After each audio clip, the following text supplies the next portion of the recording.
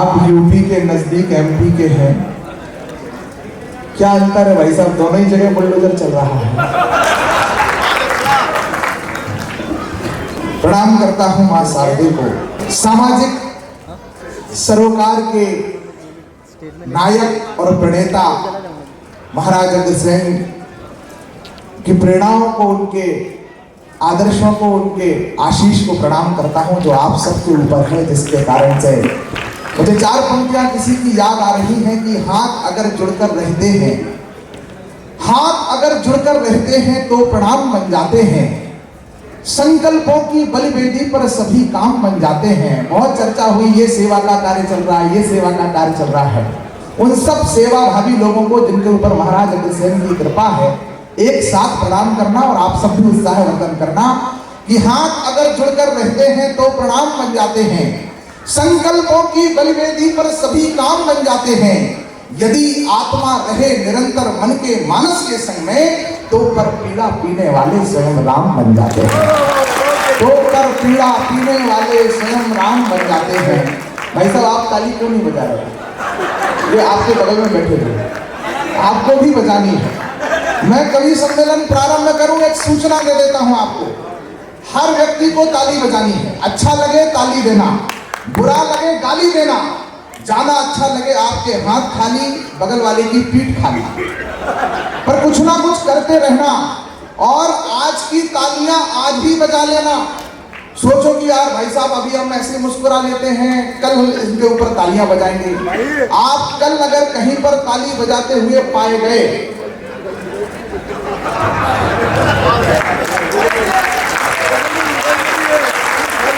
तीसरी सूचना और सबसे महत्वपूर्ण सूचना, और गुजरात के अंदर इसलिए भी महत्वपूर्ण हो जाती है कि आप अपने हिस्से की ताली स्वयं ही बजाना और जिम्मेदारी से बजाना। ये मत सोचना कि अब मेरे पिताजी बजा रहे हैं तो मैं क्यों बजाऊं, मेरी पत्नी बजा रही है तो मैं क्यों बजाऊं, अरे मेरा चाचा बजा रहा है तो मुझे क्या जरूरत है। आपके हिस्से का काम आप खुद करना, क्योंकि इसी चक्कर में 400 पार नहीं हुए।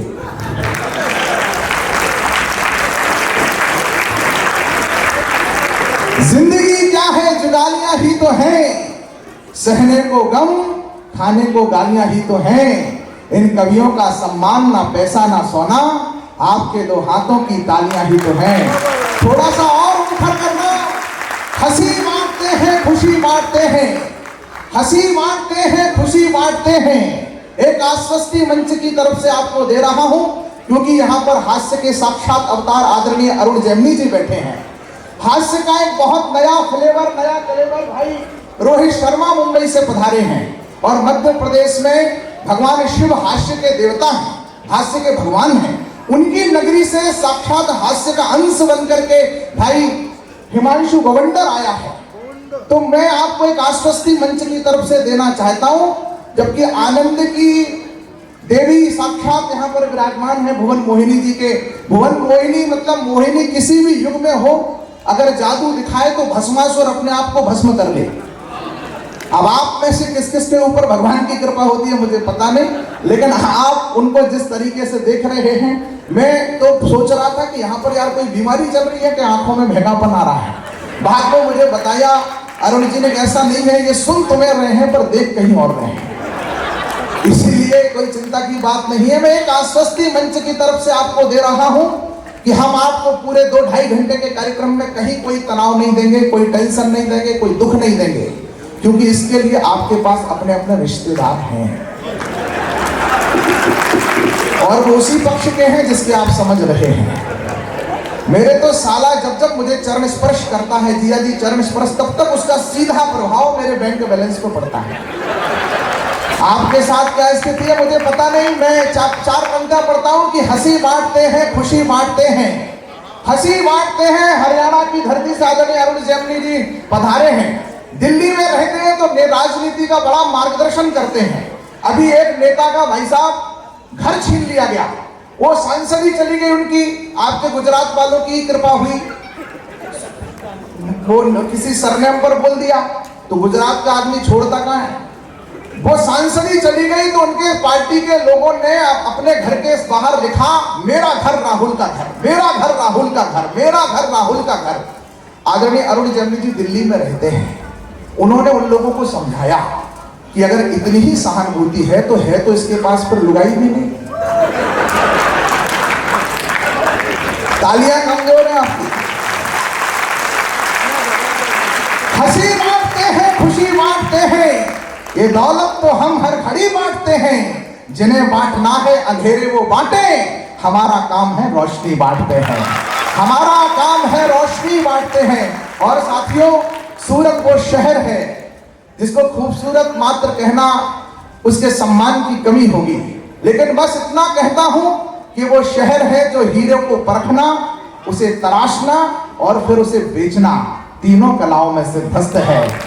उसी सूरत में एकमात्र उस फील्ड में बहुत सारे लोग होंगे, कंपटीशन होगा, बहुत सारे विकल्प होंगे, पर कविता के हीरो को परखने का, उन्हें तराशने का और उन्हें सहेज करके बेचने का, तीनों काम एक ही व्यक्तित्व सूरत के अंदर करता है, जिसका पूरी देश और दुनिया में ख्याति है। कभी परिवार के लोग उन्हें अपने परिवार का अभिभावक मानते हैं। हम आपसे प्रार्थना करते हैं, एक बार आदरणीय गणपत भंसाली जी के लिए जैसी तालियां बजनी चाहिए, आप अपना वैसी कृतज्ञता व्यक्त करिए। मैं कवि सम्मेलन को प्रारंभ कर रहा हूँ।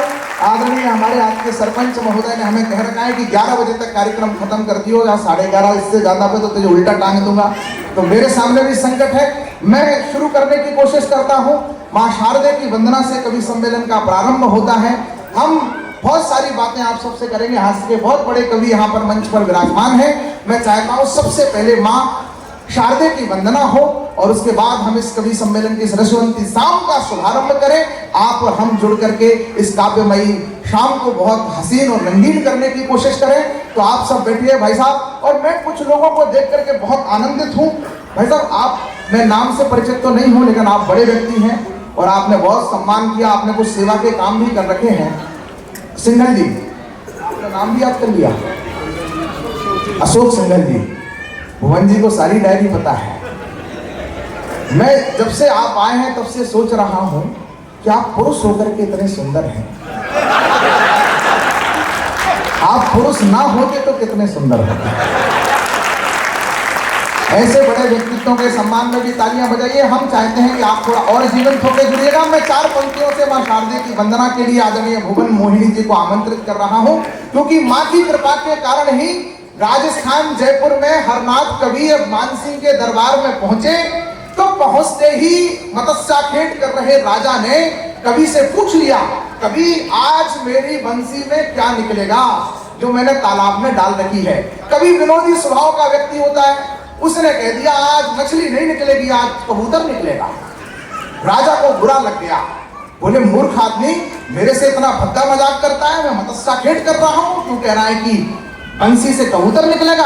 आज अगर इस बंसी से कबूतर नहीं निकला तो तेरे प्राणों का कबूतर जरूर निकलेगा। मैं तुझे मृत्यु दंड दूंगा। अब तुम्हारी जिंदगी केवल इतनी देर की है जितनी देर मैंने बंसी नहीं खींची। थोड़ी देर बाद राजा ने पर्याप्त भय कवि के चेहरे पर देखने के बाद अपनी बंसी खींची तो उसमें से फड़फड़ाता हुआ कबूतर निकला। राजा ने हाथ जोड़ करके कवि से कहा, मुझे नहीं पता था तुम इतने सिद्ध कवि हो, बताओ क्या मुझसे चाहते हो। कवि ने कहा, बस एक कबूतर आप मुझे दे दो, इसके अतिरिक्त कुछ नहीं चाहिए। कवि वो कबूतर लेकर के घर पहुंचे तो जैसे ही खोला तो मां सरस्वती प्रकट हुई और कहा, बेटा सोच समझ करके बोला करो, आज तुम्हें बचाने के लिए मुझे कबूतर बनना पड़ा।